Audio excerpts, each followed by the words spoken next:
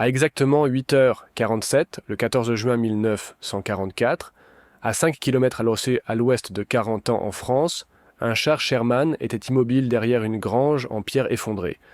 Le moteur cliquetait en refroidissant. À l'intérieur, l'air sentait la cordite brûlée et la sueur.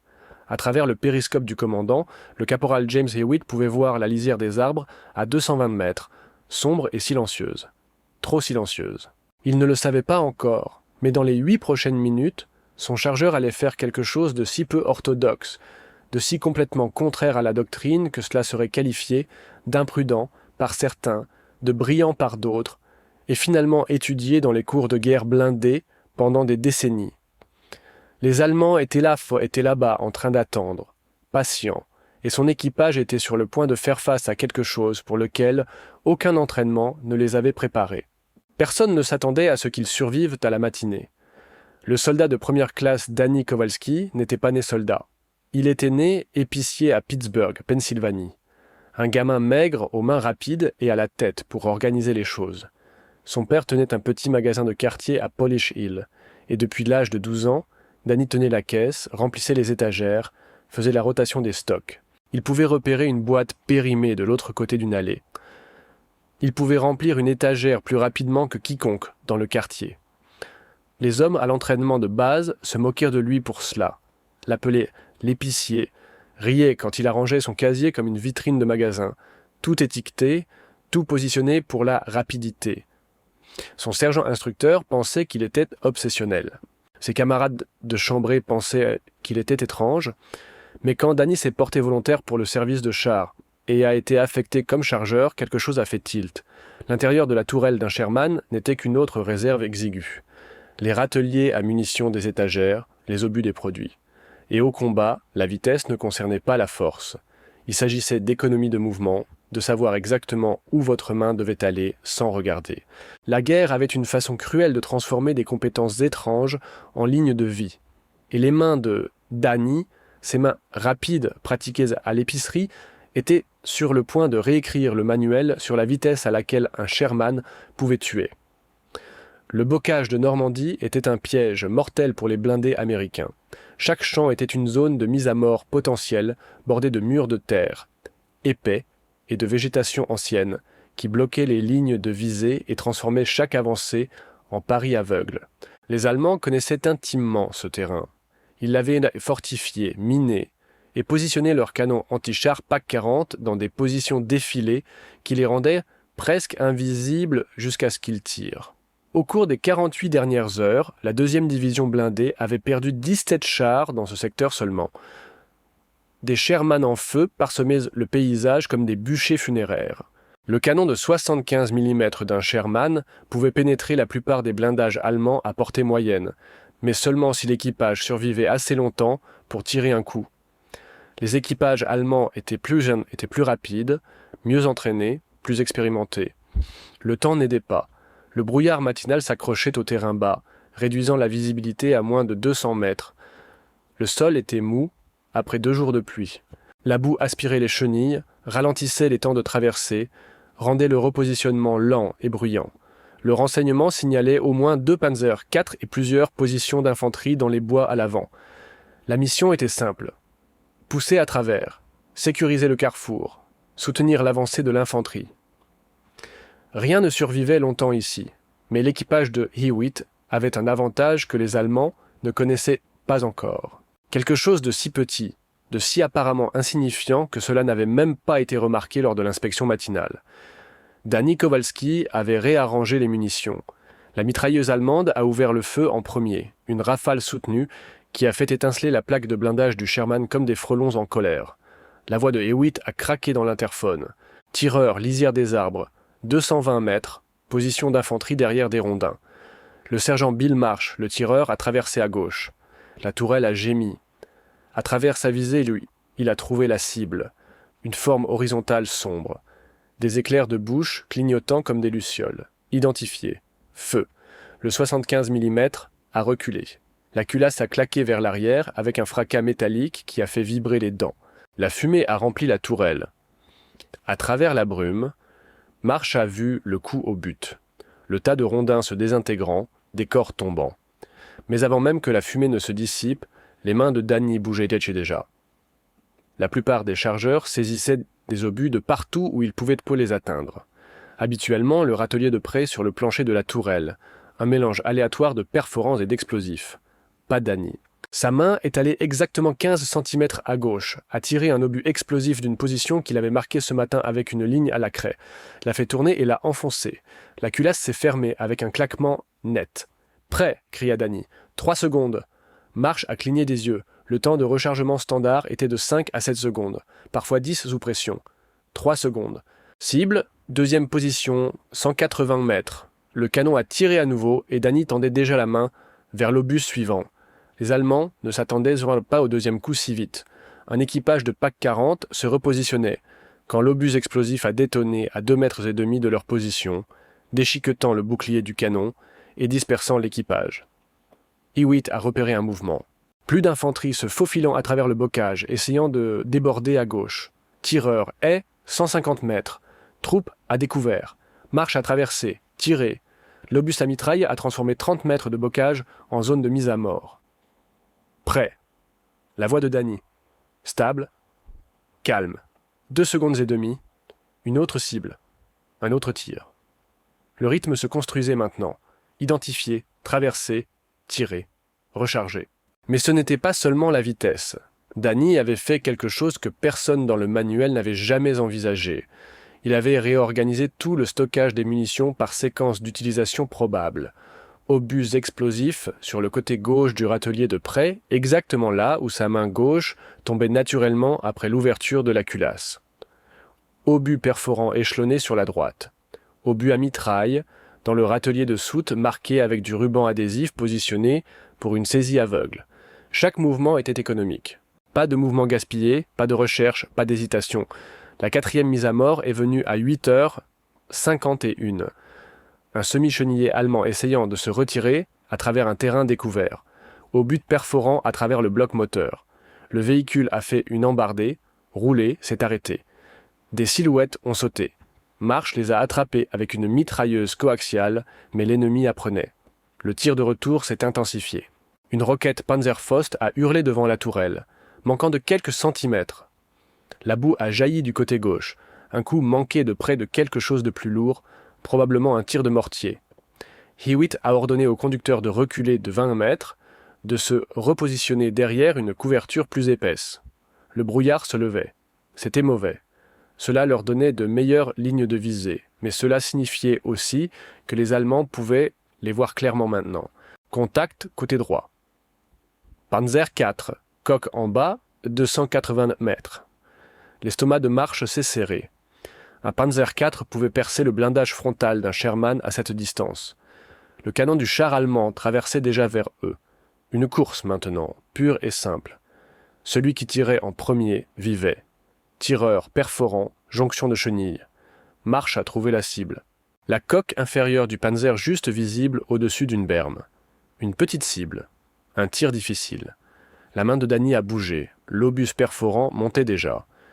Il avait anticipé l'appel, savait ce qui était nécessaire avant que Hewitt ne finisse de parler. L'obus a glissé. Prêt, Marsh a tiré. L'obus a frappé bas, exactement là où il le fallait. La chenille du Panzer a explosé dans une pluie de maillons métalliques.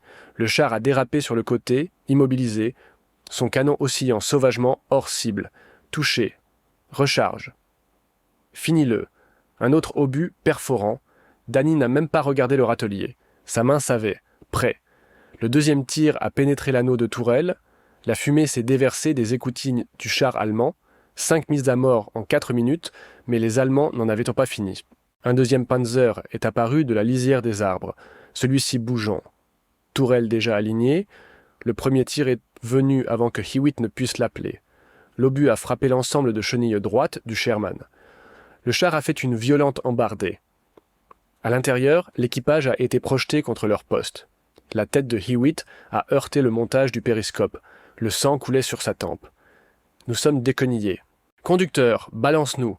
Donne un angle à Marsh. Le conducteur a accéléré le moteur, faisant tourner la chenille gauche, pivotant le Sherman désactivé. Lentement, trop lentement. Le char allemand rechargeait. Marsh a traversé à droite fort, a trouvé le Panzer dans sa visée. 240 mètres. Cible mobile, coque en bas derrière une élévation. Stable, stable. Danny avait déjà l'obus perforant dans ses mains, attendant, regardant la culasse. Prêt, l'Allemand a tiré à nouveau, l'obus a frappé le blindage latéral de la tourelle. Un coup rasant qui a hurlé dans l'air matinal, laissant une profonde entaille, mais aucune pénétration. Chance, pure chance. Feu. Le tir de marche a attrapé le Panzer dans le hublot du conducteur. Le char a fait une secousse pour s'arrêter. Arrêté, en feu. 6 Miss Jolly à mort. Les mains de Danny tremblaient maintenant, non pas de peur, mais de la pure répétition cinétique. Attraper, tourner, charger. Attraper, tourner, charger. Ses épaules brûlaient, son dos hurlait. La tourelle était un four. La température dépassant les 43 degrés à cause de la chaleur du canon.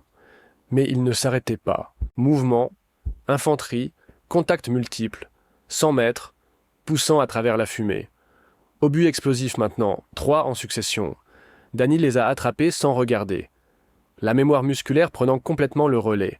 Chaque tir a encadré les Allemands, avançant, les forçant à reculer, brisant leur assaut. Hewitt a compté les chargeurs. Nous sommes à 60% de munitions. Surveille tes appels. Mais les Allemands ne battaient pas en retraite. Ils se regroupaient. Quelque part dans cette lisière d'arbres, quelqu'un d'intelligent coordonnait. Quelqu'un qui venait de voir 2 panzers mourir et planifiait maintenant quelque chose de différent, quelque chose de pire. Puis tout a mal tourné. Danny a tendu la main vers le prochain obus perforant. La mémoire musculaire guidant sa main vers le râtelier du côté droit, et ses doigts se sont refermés sur l'air vide. Il a cligné des yeux, a regardé en bas. Le râtelier était vide. Il avait brûlé les munitions de près plus rapidement qu'il ne l'avait calculé. Les obus perforants restants étaient dans les râteliers de soute de coque, des positions maladroites nécessitant qu'ils s'accroupissent, tendent la main sous le panier de tourelle, saisissent les obus à l'aveugle depuis des compartiments de stockage conçus pour le transport en vrac, pas pour la vitesse de combat. Son estomac a chuté. « Prêt !» a-t-il appelé automatiquement, gagnant du temps, mais il n'y avait pas d'obus dans la culasse. Marsh a jeté un coup d'œil en arrière, a vu le visage de Danny, a immédiatement compris. Hewitt, nous sommes à court de perforants près. Il doit recharger depuis la soute. La voix de Hewitt est restée stable. Mais il y avait maintenant une tension. Combien de temps ? 8 secondes, peut-être 10. 8 secondes était une éternité. 8 secondes étaient suffisants pour qu'un équipage de chars allemand tire 2 fois. 8 secondes signifiait la mort si quelque chose de blindé apparaissait dans cette lisière d'arbres. Et quelque chose apparaissait. À travers la fumée, à travers le brouillard qui se dissipait, un 3e Panzer IV avançait le nez, celui-ci peint en camouflage d'embuscade. Se déplaçant lentement, délibérément, le commandant visible dans la coupole, scrutant pour des cibles. Contact. Panzer droit devant, 200 mètres. Danny bougeait déjà, tombant à genoux, tendant la main dans la soute, les doigts cherchant les obus perforants qu'il avait empilés là. Sa main en a trouvé un à tirer. L'obus était lourd, maladroit sous cet angle. Il l'a soulevé, tourné, enfoncé. Prêt.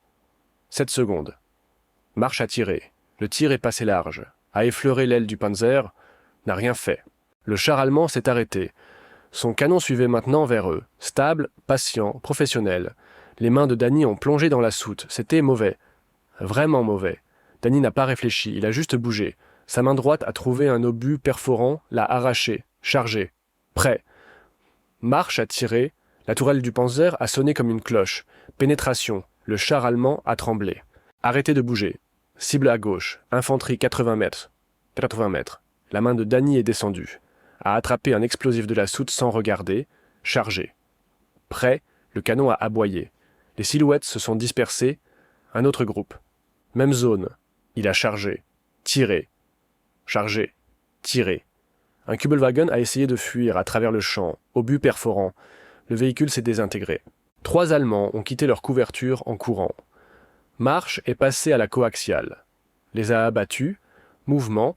Flanc droit 120 mètres. Explosif. Prêt. Feu. Le monde de Danny s'est rétréci au mouvement. Attraper, tourner, charger, attraper, tourner, charger.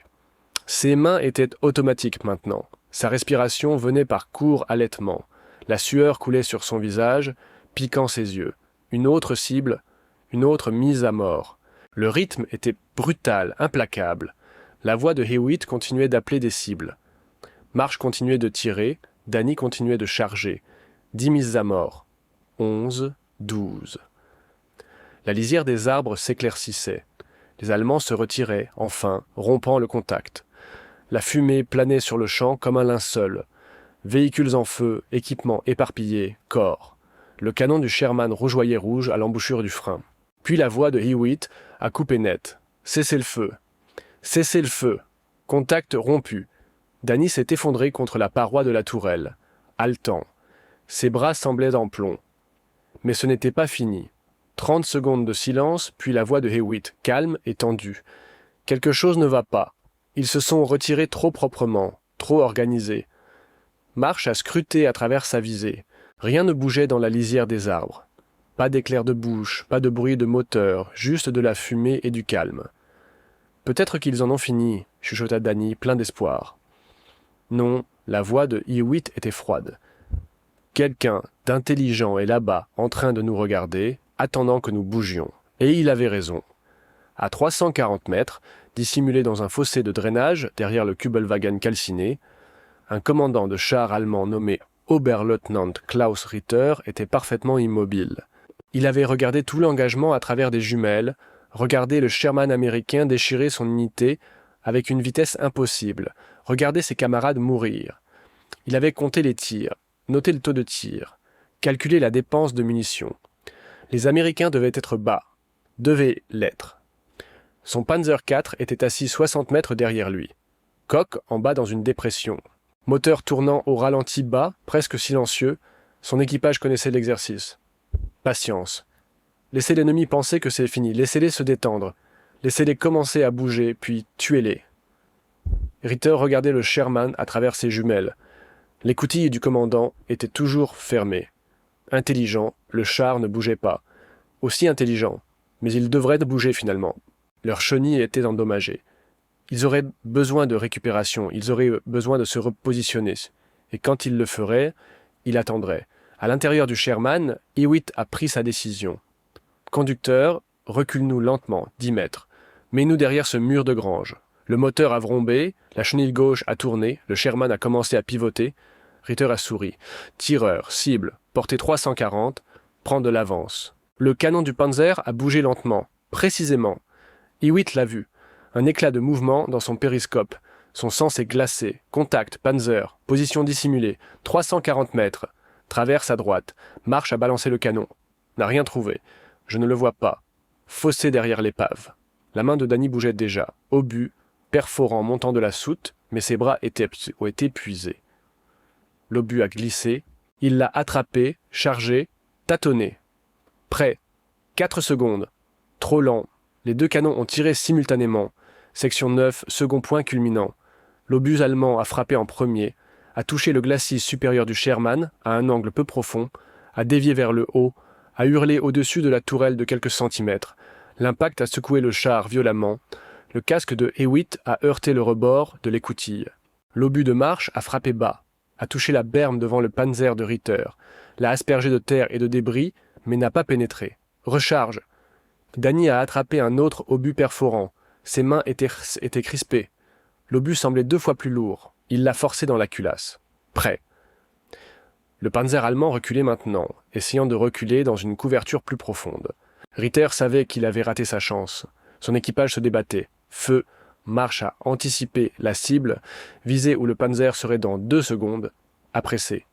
Le projectile a touché le char allemand en plein recul, a perforé le blindage latéral plus fin, pénétré le compartiment moteur.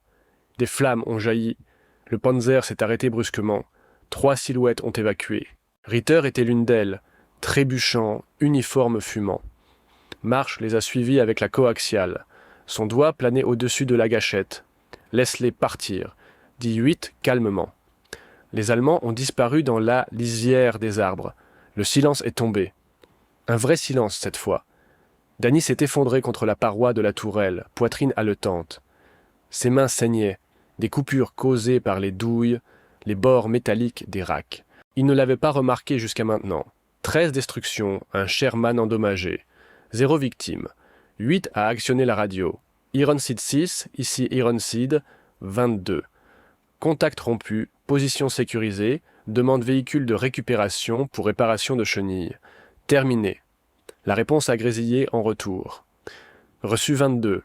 Récupération en route. Quel est votre statut ? 8 a regardé son équipage. A regardé Danny, qui tremblait encore, a regardé le canon, fumant toujours. Opérationnel. Ce n'est qu'alors que Danny a baissé la tête. Ses bras pendaient inutiles sur ses côtés. L'adrénaline s'écoulait maintenant, laissant derrière elle une pure épuisement. La tourelle sentait la poudre brûlée, le métal chaud et la sueur. Des douilles usées jonchètent le sol. Il les a comptées sans le vouloir. 37. 37 obus en un peu moins de 12 minutes. Marsh a ouvert l'écoutille du chargeur. L'air frais a afflué. Frais, propre, incroyablement doux. Danny l'a avalé. « Ça va ?» demanda Marsh. Danny a hoché la tête, ne pouvait pas encore parler. Le véhicule de récupération est arrivé 40 minutes plus tard. Un sergent de maintenance est monté sur le Sherman, a inspecté la chenille endommagée, a sifflé doucement. « Vous avez eu de la chance, les gars. 1 centimètre de plus et vous auriez perdu tout le pignon d'entraînement. » Le capitaine Brenner, le commandant de compagnie, est arrivé 1 heure après. Il a parcouru le champ de bataille avec 8, comptant les épaves, les corps, les preuves. 3 panzers, 2 semi-chenillés, un wagon Kuba, de multiples positions d'infanterie détruites.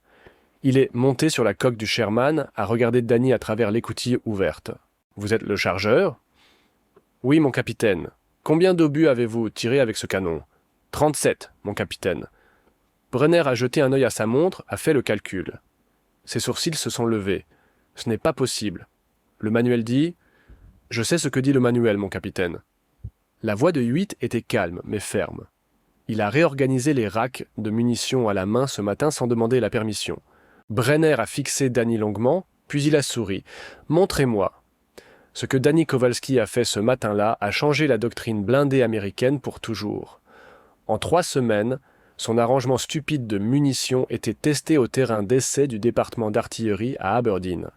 En 6 mois, c'était une doctrine officielle enseignée à chaque chargeur dans chaque école de chars de Fort Knox à Fort Benning. Le chargement Kowalski, il la plaide, bien que Danny n'ait jamais aimé ce nom. Réorganiser les munitions par probabilité de mission et efficacité du chemin de la main a réduit les temps de rechargement, moyen de 6,2 secondes à 3,8 secondes dans toute la force blindée. Cela peut ne pas sembler beaucoup, 2 secondes. Mais dans le combat de chars, 2 secondes étaient la différence entre tirer en premier et mourir en premier, entre 13 destructions et devenir la destruction numéro 14. Les équipages blindés modernes s'entraînent encore en utilisant des variations de sa technique.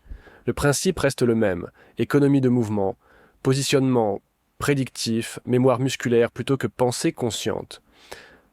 Danny a survécu à la guerre, a traversé la France, la Belgique et est entré en Allemagne. Il a reçu la Silver Star pour ses actions près de Carantine, bien qu'il la portait rarement. Après la guerre, il est retourné à Pittsburgh, a rouvert l'épicerie de son père, a élevé 3 enfants, n'a jamais beaucoup parlé de ce qui s'était passé. Mais parfois, tard dans la nuit, ses mains bougeaient dans le sommeil, atteignant, saisissant, chargeant des obus qui n'étaient plus là. L'histoire s'est souvenue de ce qu'il a fait, même s'il a essayé d'oublier.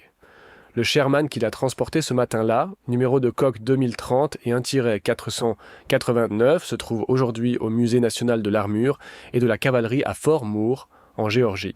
La tourelle porte encore les marques de brûlure. Les racks de munitions montrent encore ces marques à la craie. Et chaque chargeur qui passe devant connaît le nom Kowalski.